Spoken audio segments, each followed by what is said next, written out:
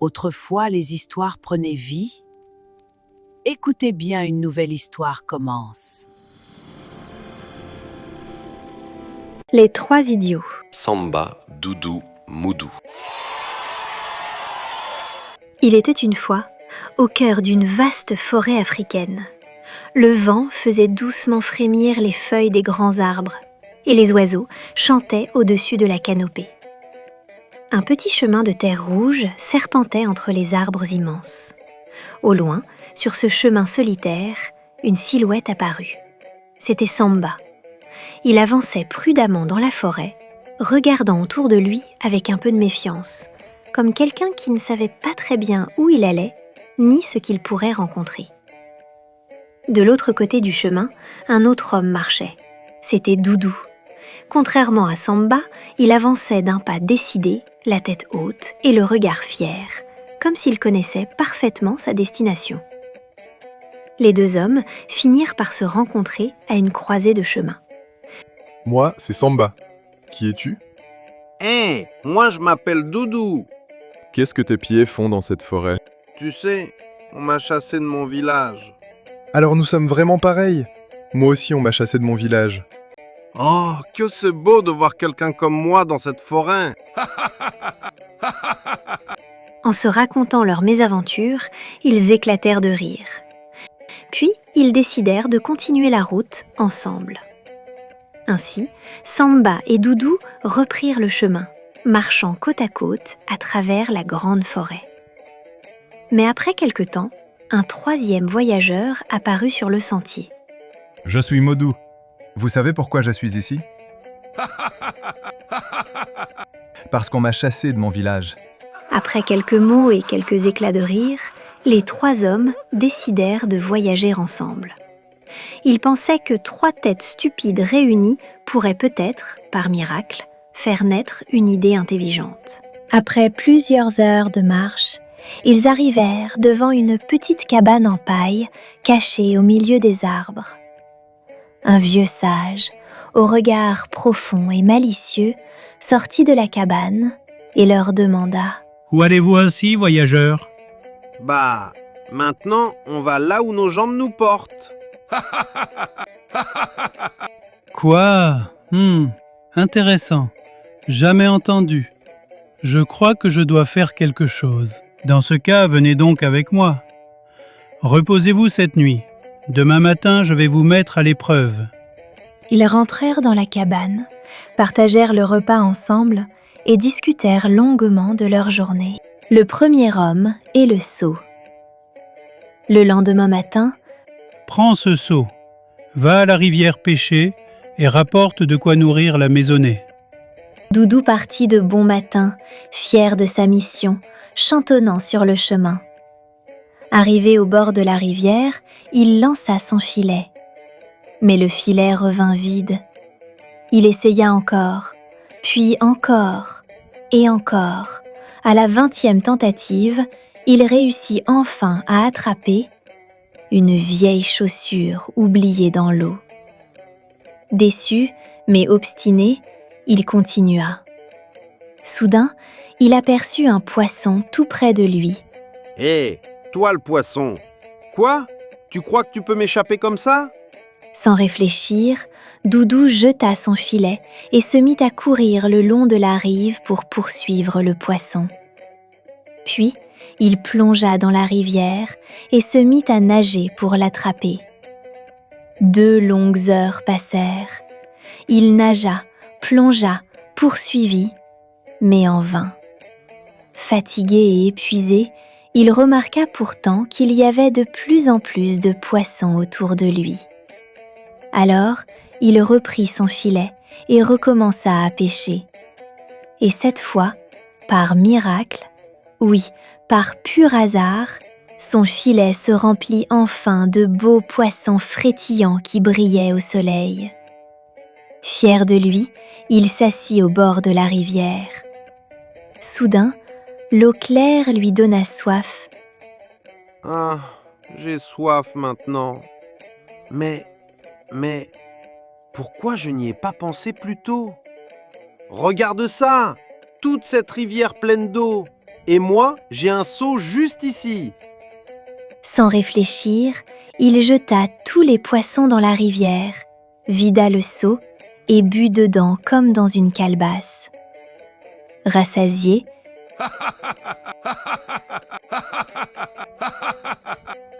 il rentra, bredouille. Où sont les poissons? Oh, je les ai jetés. J'avais soif. Et tu ne pouvais pas boire avec tes mains? Oh, je n'y ai pas pensé. Le deuxième homme et la corde.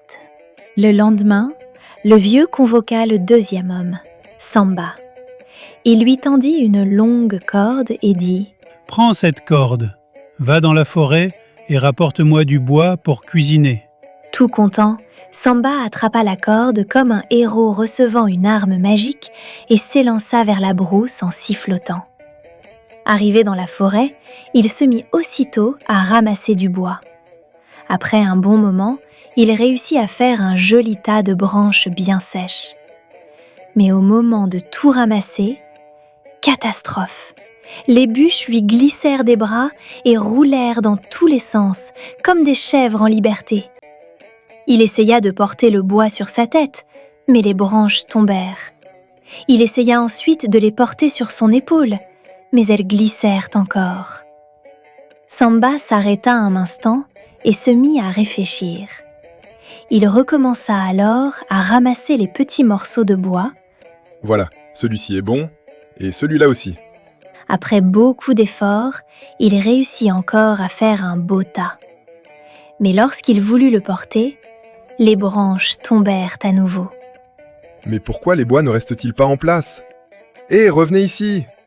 Fatigué, il s'assit sur un vieux tronc d'arbre et se mit à réfléchir longuement.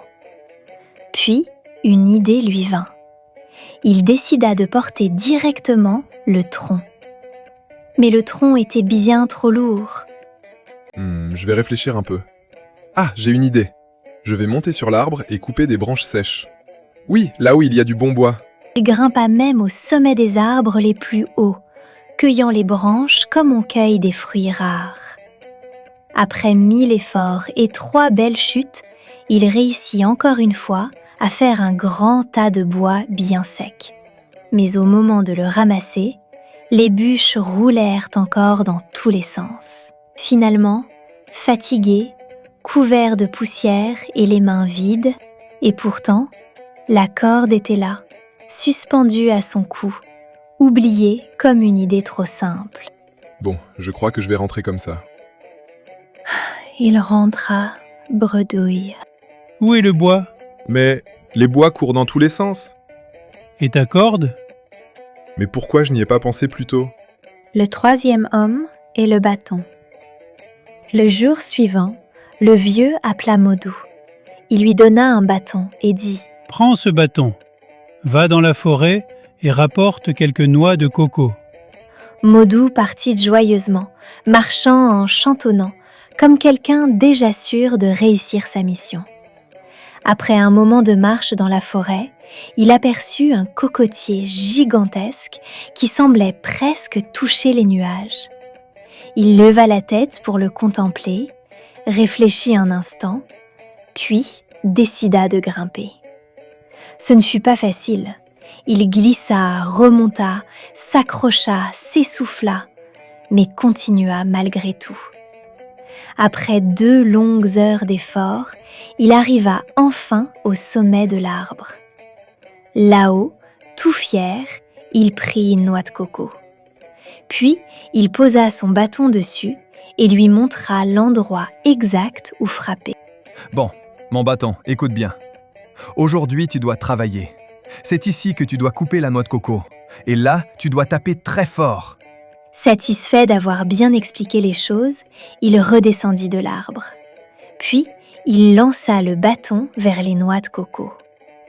Mais le bâton retomba bien avant d'atteindre les fruits.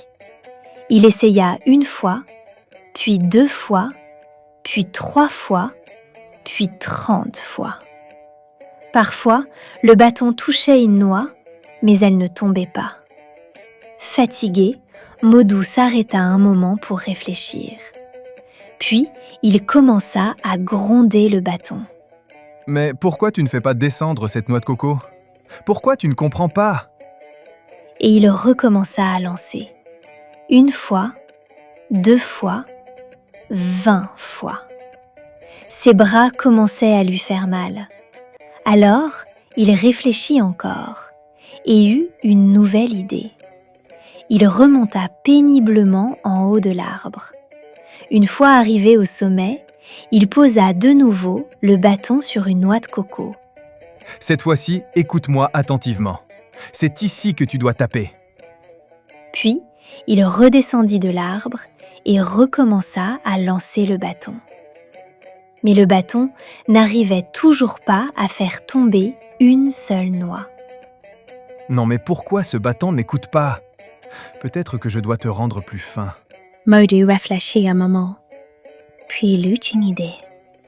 Il décida de limer le bâton sur une pierre pour le rendre plus tranchant.